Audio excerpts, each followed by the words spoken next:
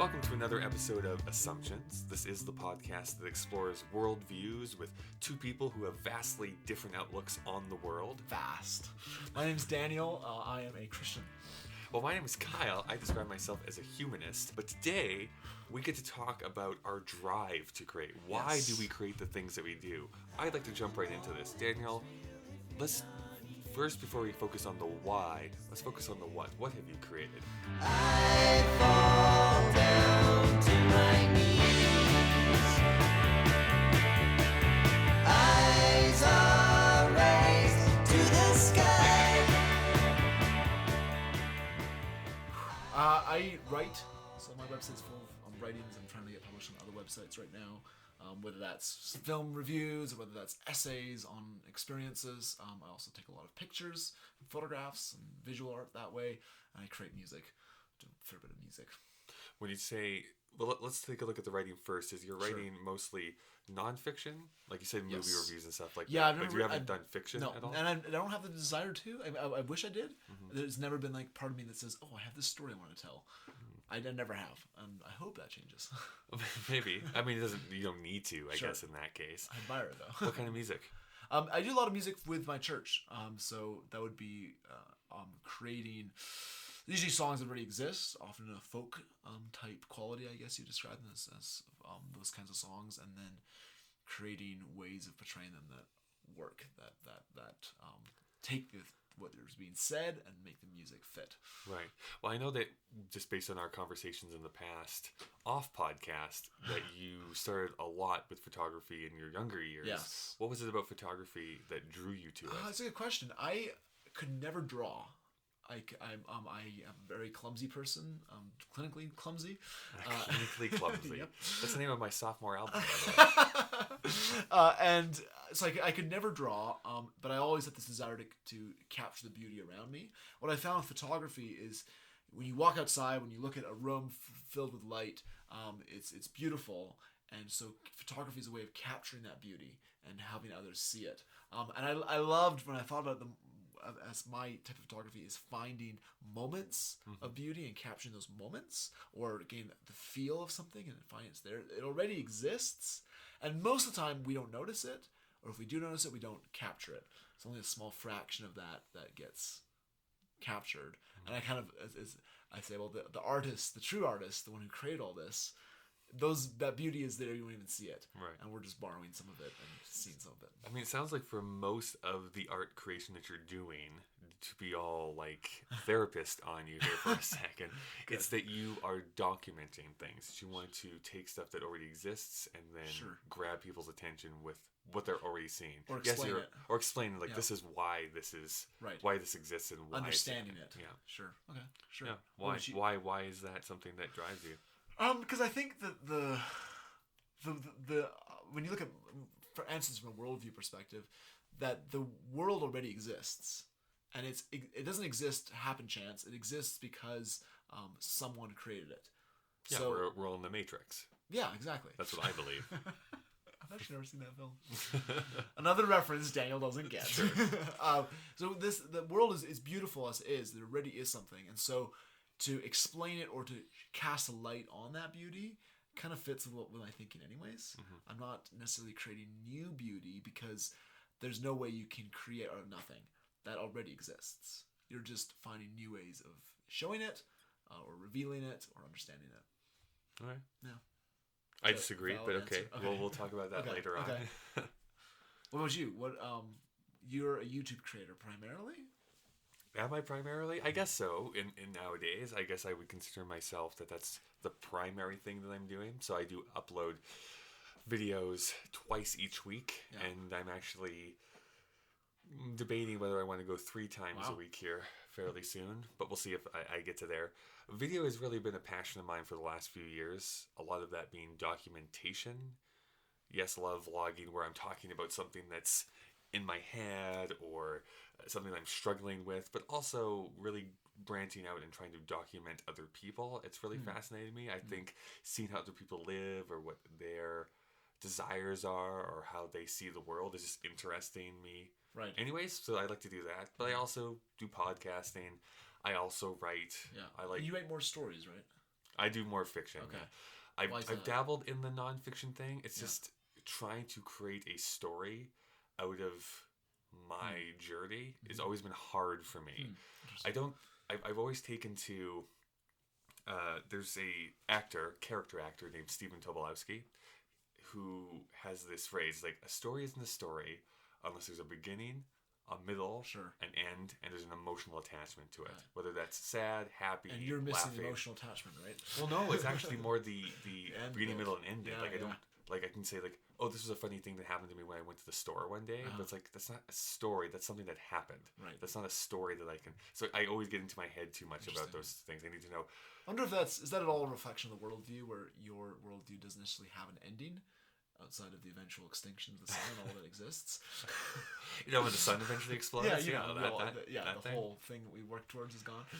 I've never put into that specifically. So maybe I don't know. I've never done a lot of nonfiction. Yeah. Really, I've taken stuff that's happened to my real life and fictionalized it, so I can work through it a little bit. Yeah. But never anything Right. within the nonfiction realm. Let me ask you so to this: speak. what happens when you aren't able to create? Well, that's actually a very practical question, because there was a time where I didn't. Okay. I wanted to be a writer from a very young age. When I was even 3 years old, 2 Yeah. years old, 3 years old, I would have my mother write out stories for me. So she'd Interesting. either type it out on the typewriter, or she would like handwrite it, and then she'd staple the pages together, and I'd have this little book that Nice. I created, and I Yeah. would draw the pictures into it afterwards after Yeah. she had done writing it. So I was able to create those stories as I was growing up. That continued on even into my schooling. And it kind of stopped when I went over to university, because there was a lot of stuff I was Right. doing at Yeah. that point. You're kind of creating already. You're writing essays. Yeah, you're writing doing stuff. essays Yeah. and just doing a lot of other things. So Yeah. I just didn't feel like I had the time to devote to it. And then once I left university, I was in a job for 6 months where I was in the night shift. So I was like mostly sleeping on my days off. And then I got another job, and I just figured that, you know what, this is never going to happen. So I'm not even going to try and pursue it. Right. And so I went for a good, I don't even know, it's like 7-8 years with not doing anything. Okay. And just really missing it and Yeah. really hating the Yeah. fact that I wasn't doing it. You kind of hate but for- yourself because of it? Is Yeah, that- I would say so. Yeah. Yeah, 'Cause I feel that way. yeah. It was very bad mentally for me to not create things. Yeah. Well, and it's because I feel the same thing when I have a couple weeks where I'm not actively creating things, working on projects. Mm-hmm. There's something about me that feels missing, and I am happier when I create. Yeah. And when I collaborate with others, especially, I think there's an element of that I need as well. I can't just be by myself doing it. That is a huge part of it, but it has to be something else going on. It's for a purpose, I guess. I'm trying to say. I'm driving towards something. Yeah, I think yeah. you just hit on the nail on the head. I think it's that purpose. Whether or not anyone ever sees what I'm doing, there's an end goal that I have. It's like I'm making this thing, and I want to make this thing, and so when it's done, I've made something that I can show that I've done something. Like this is the thing I just did. Yeah. And so when that's taken away, then you lose a sense of purpose. Yeah, a sense of self almost. I Yeah. would say it takes that away from me. I've definitely come into a better mental headspace pursuing my passions and pursuing what I like to create than having not had that in my life. So that's something that, in my worldview and my way of thought and belief, I'm someone who says that even if I don't create something, technically I should still have purpose because of I'm a child of God. Sure. That there's a grand purpose for me anyways. So it's something that I can see why when I can see why you, somebody who doesn't have a purpose in your life, has to create one. I can see that you purposeless people, you hedonistic trash, that you would not. But in the sense where, like, you know, if this world is all that there is, then create something. There's a quote from there's a film called Pina. It's about a dancer. She's a German choreographer, and she says, "Dance, dance, otherwise we are lost." And I think does that sum up something that is that? Does that speak to you? It does. Okay. Yeah, it absolutely does. I think selfishly, there's a narcissistic reason why I pursue art in the few forms that I pursue it in. And I think there is a subtext to, like, I hope that this can not make me famous necessarily, but that I am known for it, that people look to me and they understand, like, Identity. this is me, this is my identity for this. And it's also coupled with, when I am gone, there's going to be this stuff that still exists. Right.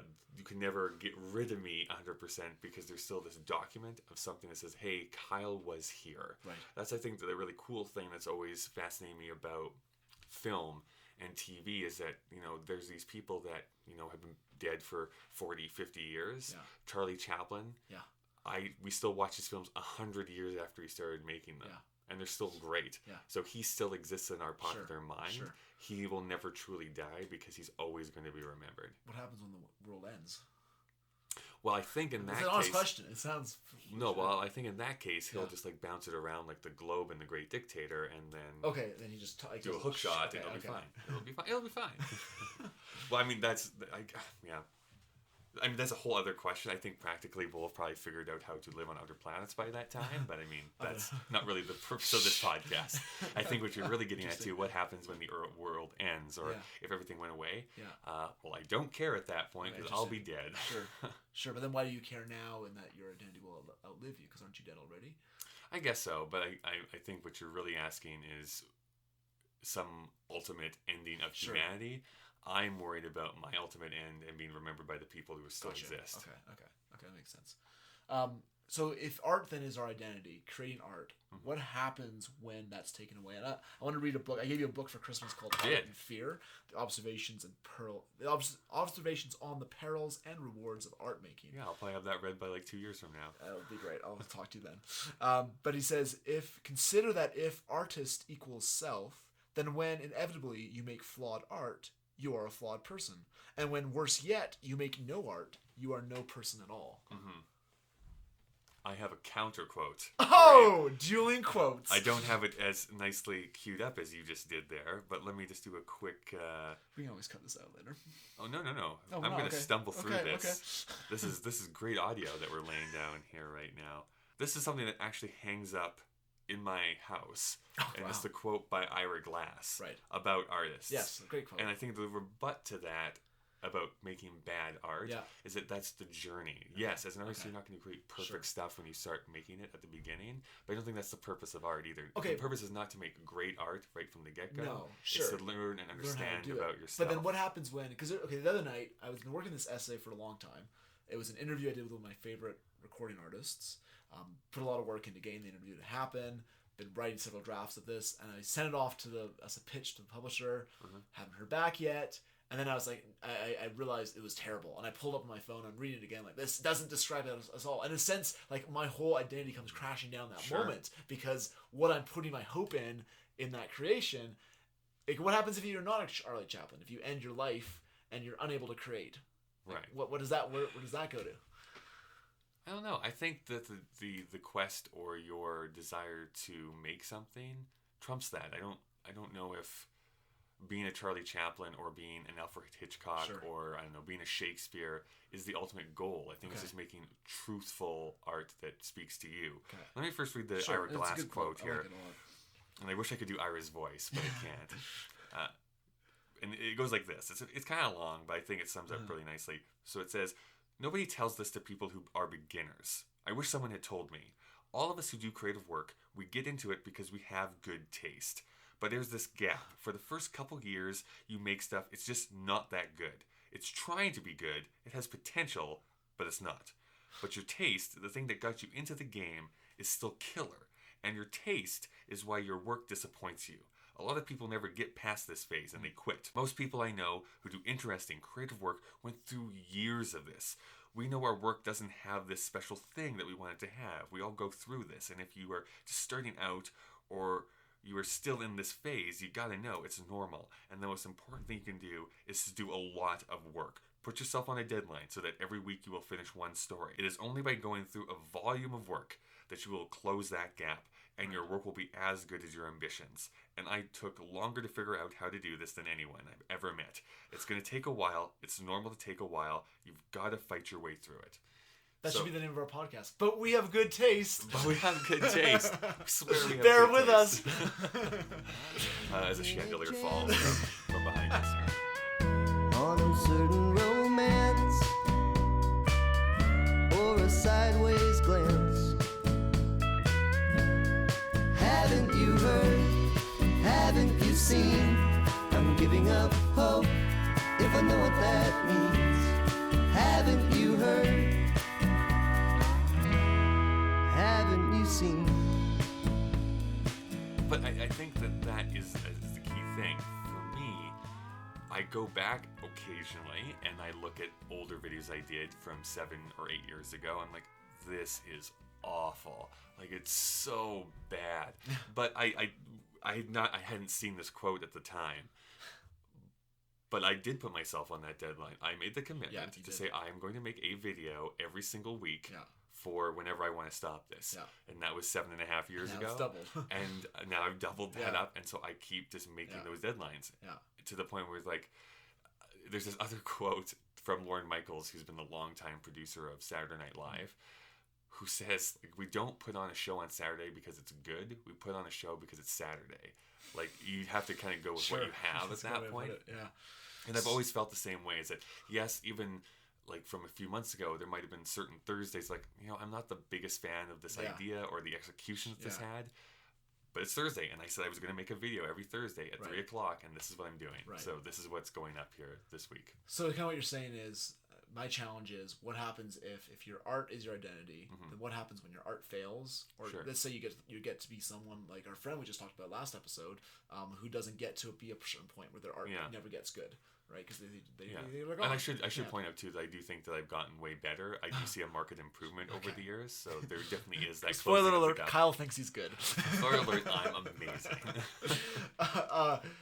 Right, but you're saying that even if you don't get there, your goal is to have other people remember you, create something beyond yourself. It's not going to last for eternity, but it is. I think that the very few things actually last for eternity. Of the hundreds of movies that get released every year, how many are going to be remembered in 10 years, 20 years, 40 years, 50 years? Even when we think back to like the golden age of Hollywood from like the 30s and 40s, there's like 5 movies that everyone has probably seen. But does that do you struggle with that?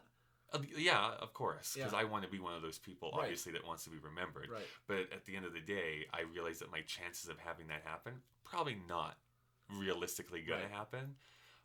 But again, I don't think that that's then cause for me to say, well, I'm not even going to try. I think that's the wrong lesson to take from it. Like, in the end, if that were the case, you don't get good and you're not remembered beyond us,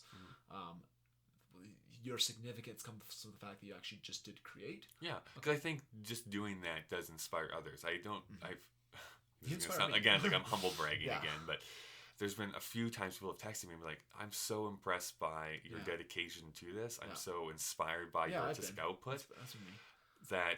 That really makes me glad. Right. Again, maybe not every single thing is brilliant that I create, but I'm trying to become great in the process.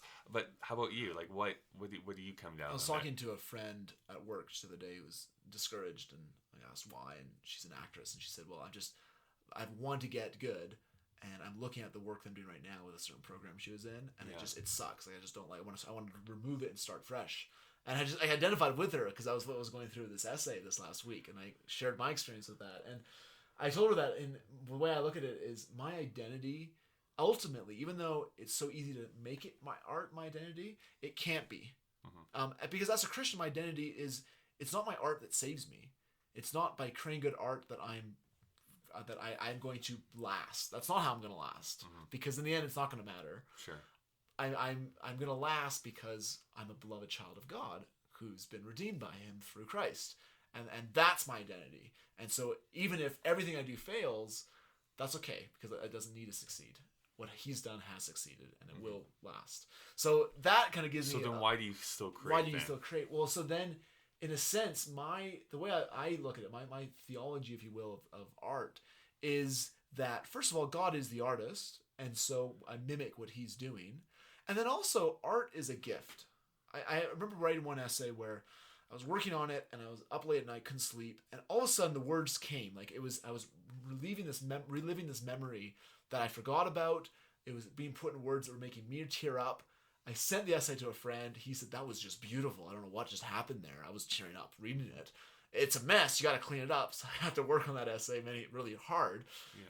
I knew that was something it was that muse moment that a lot of artists talk about, where something outside of me came to create that. And I put it out there on my website, and nobody blinked. Like, nobody was like, oh, Daniel, that was the best piece of work you've ever written, which I thought it was. Nothing happened. And I struggled with that. And then there was this idea that art as a gift, that if I'm going to give a gift, I don't expect to receive thanks. Right. And that's especially true if that gift that you're giving in me creating that art for someone else was given to me initially. Mm-hmm. Because then how can I take credit for it? Like, it's kind of like me getting a lottery ticket and then being like, I'm going to go give this out to everybody, and they thank me for it. Mm-hmm. Well, it was a gift originally. Well, I think what this brings up is that this is something that I've been really thinking about here recently. There's this concept of there's kind of two sides of art. Yeah. Whereas there's the art of creation. Yeah. And then afterwards there's the art of reception, where it's like how people take that art, which you really have no control over. Yeah. As an artist, when I put something up online, whether I like it or don't, how people interpret it, it now is their thing to interpret and their thing to either love or hate. Right. I don't know how many times I've uploaded a video that I have loved, where I think, yeah, I finally got it. I nailed it. I'm so close. Yeah. And like you said, nothing. And there's one that like I might have spent 10 minutes on. I was in a rush. I just made it so I could upload something. And people are like, this is amazing. Like, this is great. I'm like, what do you mean it's amazing? Yeah, like, I totally. didn't spend any time on this. Yeah, and you see this again and again where you have like actors who've been working for years do like a guest spot on a TV show, and like that's what they're remembered for. They're remembered for that one time, or the one character they played over 50 years. This 5-year span is like, nope, that is what we know you as. This is what we remember you as. Right. Or an author would be like, this one book that he thinks is his worst, but that's the one that everyone buys. So we cannot preclude or believe that what we're creating needs to be seen a certain way. We have to be aware that, like, it's like, you know what, this is just what I'm putting out into the world, and if I'm remembered for this, or if this is what people latch onto, great. Then it's giving them value. That's right. Even though I didn't think it was going to be. And I think that if you have that you're buoyed by that sense, you're buoyant, right? It keeps you up, because you know that it's not up to you. It is up to you, and you're creating. Mm-hmm. But if it were up to you, it'd be about you controlling that experience, and that's not what you want. You want a gift that's passed on and received as a gift, and you can't control that. The other thing too, we talked, and I mentioned this a couple times, in the sense of beyond just the here and now. I do believe that if art is if true beauty is a reflection of the divine beauty, so when I take a beautiful photograph that really works, that's mimicking the goodness that God already created. That goodness will last. When I look at eternity and having the evil burnt away, the sin burnt away, and just the good remain, if the art that I create is good, then I have reason to believe, this is not a doctrine of mine, but I see it working, that the good that I've created and that others have created is going to be celebrated and continue. Mm-hmm. So there is a certain second life for that. But in a context where it's not about how great I am in creating that art, it's a reflection of the goodness of God. And so it's just a way to celebrate that even more. So there's a certain sense where I think that the work that we do that's done well won't just burn in the end. Right. Eternity's a long time, though. Eternity is eternity. It is eternity, yeah. And I think we're going to create art in eternity, too. Yeah. I think it's going to be some amazing art we're going to create. I'm excited for that. I am. It's going to be the great museums in heaven. Closed on Sundays, though, which makes it hard. It's hard to get there. Yeah, it makes it tough. So what happens then when your art isn't like? So I think a background fear in my mind is that idea that I'm not going to be great. And I look at it in the sense of your YouTube videos, where sometimes I look at your dedication and I'm inspired, like you say, of how many you're doing per week. And then I look at the views of it. Yeah. Like, it's got to feel disappointing to look at that. Yeah, sometimes it does. Yeah. Versus other people. That being said, my subscriber count has been going up really, really high here recently, which is crazy. Views have not had any noticeable effect in that case. Right. So, which probably means just a lot of bots are following me for whatever reason. Anyways, that's beside the point. It can be frustrating, but there's another thing I think of, which is there's a one of the most popular podcasts of the medium, which is WTF with Mark Maron, who was a stand-up comic for 30 years before he started that podcast. That's what hit. That's what hit him. Sure. Because that's how he Sure, became sure. successful finally, was doing a podcast that he was just doing because he had no other options. Sure. He had burned some bridges. He had no job. He was like, I guess I'll just do this for a while and see what we can do. Yeah. And that's what hit. So burn more bridges, people. Burn more bridges. And there was another example I had that I can't think. Rodney Dangerfield. Rodney Dangerfield was also another comedian who, again, was a stand-up comedian. He's dead now, so that's probably why you don't know him. But he was pretty famous in the late 80s, early 90s, because he had this career resurgence. He came back to stand-up, was in movies, did really successful. But again, he was in his 60s at that point when he came back. And so I wonder, Van Gogh is another example where he wasn't famous until after he died. Yeah. And so I wonder kind of if like I'm working towards something that's not really gonna hit, or I'm not gonna really find success until I'm really later on in my career. Right.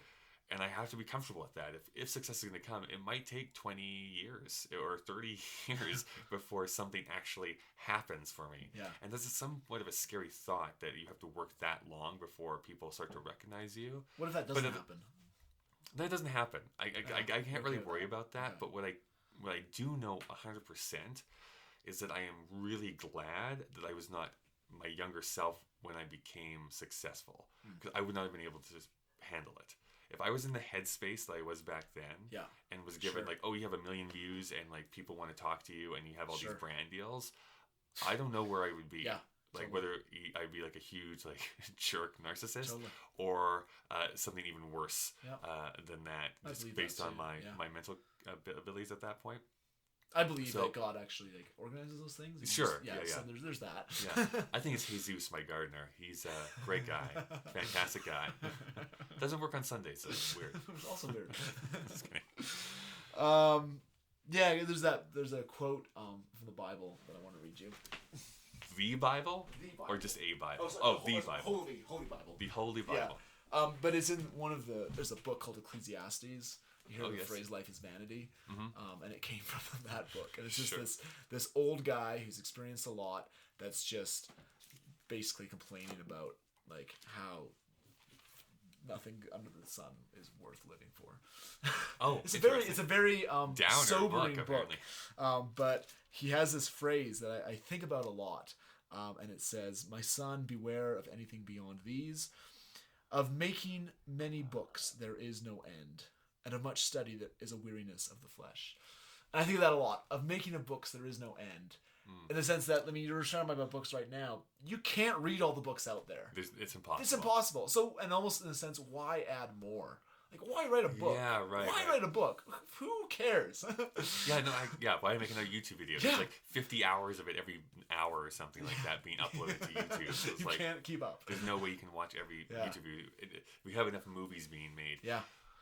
I think what it comes down to is that, again, we cannot foresee what value we might have to other people. Right. Telling our own experiences and being truthful about ourselves and being truthful in the art that we produce, I think, is important. Not only important for ourselves so that we can share that with other people, but important for other people to see that represented. And it's why I'm a big fan of people that are not normally seen in the media. I like people from different ethnicities, different genders, different sexualities making art and telling their stories, because it's something that I might not have a relationship with, and again brings that empathy and makes me understand the world better. So I don't think I would ever discourage anyone from creating another film, unless they're Uwe Boll, and then yes, you can stop. We do not need another We don't need another blood rain. Okay, so to kind of summarize, what you're saying is that you create art because it's a chance for people to understand. And even if that art's not seen, you're still creating it. And so it's serving you. There's value to me then in that case. Okay. Whereas what I'm saying is that art has value because it's a reflection of the divine good, and it is my identity is not in my art. So then if I don't get to make it, then I'm okay. And in the sense that it is going to eventually outlast me, because if it is good, then it's a reflection of God, and that will last. So who's right? I think I am. Really? Rebuttal. Spoiler. Why do you think that? just for all the reasons I said already. At the beginning of this podcast, you were talking about how you can't create beauty out of nothing, or your position was that you're only essentially recreating beauty that is only found in the world created by God, or that Sure. I can't create out of nothing. Yeah. So there's the only person that can create out of nothing. Mm-hmm. No, there's any idea I take it from is coming from somewhere else. Any material I'm using is coming from somewhere else. Okay, so are you saying like very practically and specifically you can't do that, or that there are just no new ideas to showcase, or no new stories to tell? No, because that's where I would disagree with that statement. That you can't tell new stories. I guess Ecclesiastes again says there's nothing new under the sun, and I think that's true to a degree. I mean, there's a certain amount of there's 6 or whatever there's different theories about there's only 6 or 12 different stories that can actually be told, which is in of itself probably true. I guess what I was trying to say is that I can't with my hands within air create all of a sudden this brand new beauty. Sure. Because I have to use raw materials. I see. But how about animators and raw materials? They're taking stuff. Oh, I see. They're taking ideas. They're taking stories that already exist. I mean, computer reality is almost challenging that, right? Because you're creating something out of truly pixels, but you're still borrowing. You're always borrowing. You're always reflecting something. Well, until we get that virtual reality machine, then I guess we'll never know. But you disagree with that? I think I do. I think that I disagree in how I interpreted you saying that. Yes. I think we were just miscommunicating with one another then. An important lesson for us all. The important lesson is that I'm right and you're wrong. So that is where we need to end off this podcast on. It's a great point to be. I appreciate the fact that you and I can create this out of seemingly nothing. It feels like it's nothing, but it really is something, I think. Out of opposite viewpoints. Well, I hope you, our audience, are enjoying it. Next week, we're going to talk about another form of storytelling. And that is the stories we create on social media. What kind of stories do we say? What kind of story do we consume through social media? I get to pretend I'm the President of the United States. It's really fun. It's almost like the real thing. It's almost like the real thing.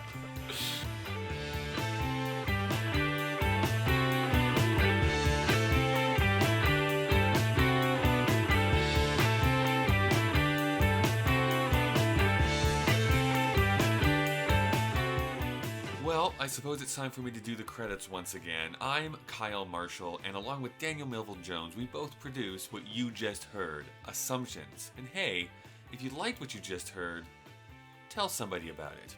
All of our other credits can be found down in the description below this podcast. If you haven't heard, we have a great community over on the Facebook page, so search Assumptions Podcast on Facebook, or hit us up on Twitter by searching @Assumptions Pod. No need to keep you waiting. Here is what you can expect from next week's episode. It was intellectual that I put on here. Like, I was crafting an image for myself through what I was posting on social media, and that image, maybe that's me, but it's not an accurate image of me. It's how I want to be seen. Well, how different do you think your social media profiles would be if friends and family had control over what got posted?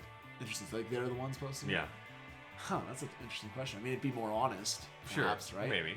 Like, there'd be more chances to make fun of people. Sure. Right, like more jokes. And, what do you think? That's a hard question for me, because I have known through my... You don't have friends or family. It's don't. Really hard to answer. Grew up an orphan. I fight crime now in a batsuit. That's next time on Assumptions.